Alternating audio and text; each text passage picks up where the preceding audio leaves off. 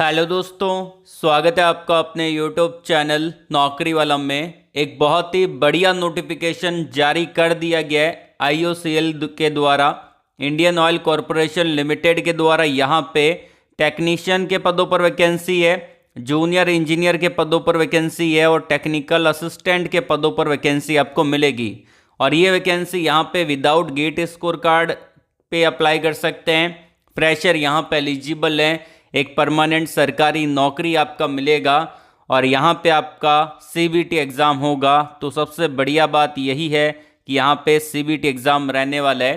Qualification के बारे में अगर हम बात करें तो अगर आपने आईटीआई कर रखा है अप्लाई कर सकते हैं।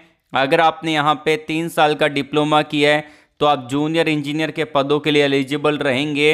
और अगर आपने डिग्री कर रखा है तो भी आप एलिजिबल रहने वाले हैं। इसके अलावा लगभग सारी ब्रांच को एलिजिबल किया गया है और बहुत सारे ट्रेड आपको देखने को मिल जाते हैं।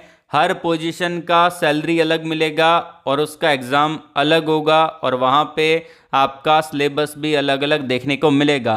तो आइए जानते हैं अप्लाई प्रोसेस के बारे में, सिलेक्शन प्रोसेस के बारे में, डिटेल सिलेबस के बारे में। तो वीडियो को ध्यानपूर्वक देखिएगा। यदि आपने वीडियो को लाइक नहीं किया है तो एक लाइक तो बनता है। हमने टारगेट रखा है स्पेशली वीडियो के लाइक का, आपको 700 प्लस लाइक का टारगेट कंप्लीट करवाना है। अपने दोस्तों के अंदर ये वीडियो शेयर कर दीजिएगा। और अगर आप पहली बार इस चैनल पे अगर विजिट कर रहे हो तो चैनल को सब्सक्राइब कर लेना, बेल आइकन को जरूर से प्रेस कर लीजिएगा ताकि जब मैं नेक्स्ट वीडियो अपलोड करूंगा आपके पास सबसे पहले नोटिफिकेशन आएगा और आप उसको डायरेक्टली अप्लाई कर पाओगे। आइए वीडियो को शुरू करते हैं। देखिए यहाँ पे मैंने डायरेक्टली ऑफिशियली नोटिफिकेशन को डाउनलोड कर ली है और इसका फुल नोटिफिकेशन आ चुका है। आज सुबह ही इन्होंने अपनी ऑफिशियली वेबसाइट पे डाला है, जिसका लिंक मैं आपको वीडियो के डिस्क्रिप्शन में हमारे टेलीग्राम चैनल पे और हमारे व्हाट्सएप चैनल पे प्रोवाइड करवा दूंगा। अब देखिए सबसे बड़ा डाउट यहाँ पे आपको आने वाला है अप्लाई करने के दौरान और उस डाउट को मैं क्लियर करूँगा। बेसिकली यहाँ पे क्या है ना, वैकेंसी रहेगी आईओसीएल की तरफ से और इसके अंदर 2 डिवीज़न है। पहला जो डिवीज़न है वो आपका रिफाइनरी डिवीज़न है और जो दूसरा डिवीज़न यहाँ पे है वो आपका यहाँ पे पाइपलाइन डिवीज़न है। ठीक है, तो आप ध्यानपूर्वक अप्लाई करना कि कौन से डिवीज़न में आपको अप्लाई करना है। ठीक है, तो यहाँ पे रिफाइनरी डिवीज़न के अंदर भी वैकेंसी है और पाइपलाइन डिवीज़न के अंदर भी वैकेंसी है। दोनों का यहाँ पे डिटेल मेंशन किया गया है। नोटिफिकेशन 20/7/2024 को यहाँ पे डाला गया है और ये जो वैकेंसी है वो आपकी नॉन एग्जीक्यूटिव कैडर के अंदर वैकेंसी है।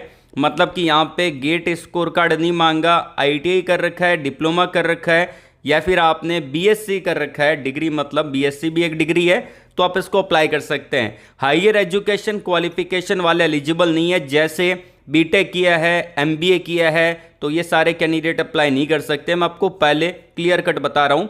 अब बात करते हैं सैलरी कितना रहेगा। अब देखिए रिफाइनरी डिवीज़न के अंदर जो सैलरी रहता है 25,000 से लेके 1,05,000 रुपये पर महीने तक जाता है। अब ये जो 1,05,000 रुपये है ये आपका महीने का है, सालाना नहीं है। तो यहाँ पे जो नेक्स्ट रहेगा वो आपका पाइपलाइन डिवीज़न के अंदर भी आपकी सेम सैलरी है जो कि मेंशन की गई है। अब बात करते हैं यहाँ पे कुछ इंपॉर्टेंट पॉइंट के बारे में कि कितनी वैकेंसी है। लगभग 450 से ज़्यादा वैकेंसी रहेगी और यहाँ पे दे रखा है आपका पोस्ट कोड या आपकी नंबर ऑफ पोजीशन या आपका रिफाइनरी की कौन सी रिफाइनरी रहेगी और ये आपका वैकेंसी रहेगी कैटेगरी वाइज और यहाँ पे रिमार्क का मेंशन किया गया है।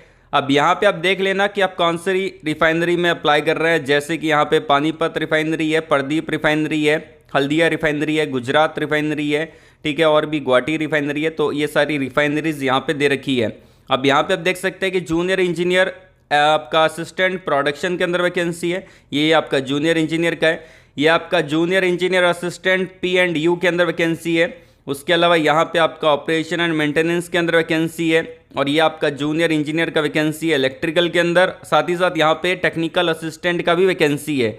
उसके अलावा यहाँ पे जूनियर इंजीनियर असिस्टेंट मैकेनिकल के अंदर वैकेंसी है और यहाँ पे जूनियर इंजीनियर आपका टेक्निकल असिस्टेंट का भी वैकेंसी है। बहुत सारी ब्रांच एलिजिबल है। जो ब्रांच इससे रिलेटेड होती है जैसे कि मैकेनिकल से रिलेटेड, इलेक्ट्रिकल से रिलेटेड, बहुत सारी ब्रांच आपको यहाँ पे मिलेगी। ये भी आपकी वैकेंसी है। यहाँ पे इंस्ट्रूमेंटेशन ब्रांच एलिजिबल है और उससे रिलेटेड ब्रांच एलिजिबल है। और ये आपका जूनियर क्वालिटी कंट्रोल एनालिस्ट का वैकेंसी है। इसके अंदर भी डिप्लोमा और बीएससी वाले अप्लाई कर सकते हैं। और ये सबसे इंपॉर्टेंट पॉइंट जहाँ पे सारी ब्रांच एलिजिबल है, फायर एंड सेफ्टी। अब बात करते हैं यहाँ पे कुछ और इम्पॉर्टेंट पॉइंट, जैसे कि यहाँ पे बात अगर की जाए कि आपका क्वालिफिकेशन क्या है। अब देखिए क्वालिफिकेशन को ध्यानपूर्वक देखिएगा। आपका जो रिफाइनरीज है, जैसे कि यहाँ पे आपका जो ये पैरामीटर दे रखा है, ये आपका दे रखा है post wise qualification parameter for refineries division, ठीक है। तो यहाँ पे रिफाइनरी के डिवीजन के अकॉर्डिंग पैरामीटर यहाँ पे दिए है, और उसी के साथ साथ यहाँ पे जो आपका पाइपलाइन डिवीजन के अकॉर्डिंग पैरामीटर दिए है। तो ध्यानपूर्वक देखिएगा। देखिए सबसे पहली बात, अगर आप अप्लाई कर रहे हैं प्रोडक्शन के अंदर जिसका जॉब कोड 201 है, तो आपने 3 साल का डिप्लोमा कर रखा है केमिकल में, पेट्रोकेमिकल में, केमिकल टेक्नोलॉजी में, रिफाइनरी एंड पेट्रोकेमिकल में अप्लाई कर सकते हैं। 3 साल का बीएससी अगर आपके पास है अप्लाई कर सकते हैं। ध्यान रखिएगा कि अगर आप जनरल, ईडब्ल्यूएस और ओबीसी कैंडिडेट हैं तो 50% आपके होने चाहिए आपके क्वालिफिकेशन में, और अगर आप एसएसटी कैंडिडेट हैं तो आपके 45% मार्क्स होने चाहिए। इवन अगर आप किसी भी पोजीशन के लिए अप्लाई कर रहे हैं आईओसीएल के अंदर तो 50 और 45% का क्राइटेरिया होना जरूरी है आपकी यहाँ पे के अकॉर्डिंग। आपका जो भी यहाँ पे मेंशन किया है कि आपका रिजर्वेशन है तो रिजर्वेशन के अकॉर्डिंग, और अगर आप जनरल, ईडब्ल्यूएस, ओबीसी में आते हैं तो उसके अकॉर्डिंग। उसके अलावा यहाँ पे दे रखा है नेक्स्ट, जो कि आपका जूनियर इंजीनियर असिस्टेंट के अकॉर्डिंग वैकेंसी है। अगर आपने 3 साल का डिप्लोमा किया मैकेनिकल में, इलेक्ट्रिकल में, डिप्लोमा कर रखा है इलेक्ट्रिकल एंड इलेक्ट्रॉनिक्स में, अप्लाई कर सकते हैं। 10वीं के बाद आपने आईटी कर रखा है फिटर में तो आप इसको अप्लाई कर सकते हैं। बिल्कुल यहाँ पे आप एलिजिबल है, और अगर आपने बीएससी कर रखा है तो भी आप एलिजिबल रहेंगे। साथ ही साथ यहाँ पे बात की जाए नेक्स्ट वैकेंसी के बारे में, ये आपका यहाँ पे जूनियर इंजीनियर असिस्टेंट का वैकेंसी है। 3 साल का डिप्लोमा कर रखा है इलेक्ट्रिकल, या फिर आपने कर रखा है डिप्लोमा इलेक्ट्रिकल एंड इलेक्ट्रॉनिक्स में, परसेंटेज क्राइटेरिया को देख लीजिएगा, अप्लाई कर सकते हैं। इसके अंदर भी यहाँ पे आपका जूनियर इंजीनियर असिस्टेंट या फिर आप कह सकते हैं जूनियर टेक्निकल असिस्टेंट का वैकेंसी है, जॉब कोड देख लेना। उसके अंदर भी डिप्लोमा इलेक्ट्रिकल में मांगा है, या फिर डिप्लोमा कर रखा है इलेक्ट्रिकल एंड इलेक्ट्रॉनिक्स में, अप्लाई कर सकते हैं। 50 और 45% का क्राइटेरिया होना जरूरी है। अगली वैकेंसी आ रखी है मैकेनिकल के अंदर, तो अगर आपने डिप्लोमा कर रखा है मैकेनिकल ब्रांच में अप्लाई कर सकते हैं। 50 और आपका 45% का क्राइटेरिया होना चाहिए। 10वीं के बाद अगर आपने आईटी किया फिटर में तो भी आप यहाँ पर एलिजिबल रहेंगे। उसके अलावा इंस्ट्रूमेंटेशन के अंदर वैकेंसी है, तो इंस्ट्रूमेंटेशन में इंस्ट्रूमेंटेशन ब्रांच एलिजिबल है, इंस्ट्रूमेंटेशन एंड इलेक्ट्रॉनिक्स एलिजिबल है, इंस्ट्रूमेंटेशन एंड कंट्रोल एलिजिबल है, और आपका परसेंटेज क्राइटेरिया मांगा है। कंट्रोल एनालिस्ट के अंदर वैकेंसी है, बीएससी कर रखा है, अप्लाई कर सकते हैं। उसके अलावा यहाँ पे फायर एंड सेफ्टी के अंदर वैकेंसी है। अब इसके अंदर वो कैंडिडेट अप्लाई कर सकते हैं जिन्होंने 10वीं के बाद यहाँ पे कोर्स कर रखा है एनएफएससी से, जो कि नागपुर के अंदर है उधर से, तो वो कैंडिडेट यहाँ पे एलिजिबल रहेंगे। उसी के साथ साथ यहाँ पे आपका आ जाता है पाइपलाइन डिवीजन के अंदर, तो इसके अंदर एलिजिबिलिटी क्राइटेरिया अलग दे रखा है, जो कि आप देख सकते हैं 301 का दे रखा है। किसी भी टाइप का कोई एक्सपीरियंस यहाँ पे मैंडेटरी नहीं रखा। और यहाँ पे अगर आपने इलेक्ट्रिकल में या फिर इलेक्ट्रिकल एंड इलेक्ट्रॉनिक्स में डिप्लोमा कर रखा है, सेम परसेंटेज दे रखे हैं 50 और 45, तो आप इसको अप्लाई कर सकते हैं। अगली मैकेनिकल के अंदर है, तो मैकेनिकल ऑटोमोबाइल यहाँ पे एलिजिबल है। अगली यहाँ पे आपका इंस्ट्रूमेंटेशन में आ जाता है और इलेक्ट्रॉनिक्स में आ जाता है। तो अगर आपने instrumentation and control, instrumentation and process control, electronics में, इलेक्ट्रॉनिक्स एंड कम्युनिकेशन में, इलेक्ट्रॉनिक्स एंड टेलीकम्युनिकेशन में, इलेक्ट्रॉनिक्स एंड रेडियो कम्युनिकेशन में अप्लाई कर सकते हैं, और 50 और 45% का क्राइटेरिया रहेगा। अगली वैकेंसी है आपका टेक्निकल अटेंडेंट ग्रेड फर्स्ट का। अब यहाँ पे 10वीं के बाद अगर आपने आईटी के अप्लाई कर सकते हैं, जैसे कि मैंने आपको बताया, और आपने अगर आईटी कर रखा है एनसीवीटी से या फिर एससीवीटी से, बिल्कुल एलिजिबल रहेंगे।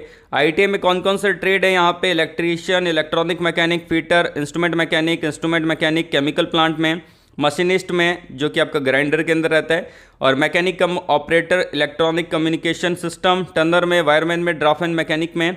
उसके अलावा अगर आपने कर रखा है यहाँ पे मैकेनिक इंडस्ट्रियल इलेक्ट्रॉनिक में, और आपने कर रखा है आईटी के अंदर, या फिर आपने कर रखा है यहाँ पे R&AC में, मैकेनिक डीजल में, तो आप इसको अप्लाई कर सकते हैं। ये सारे ट्रेड यहाँ पे एलिजिबल रहेंगे।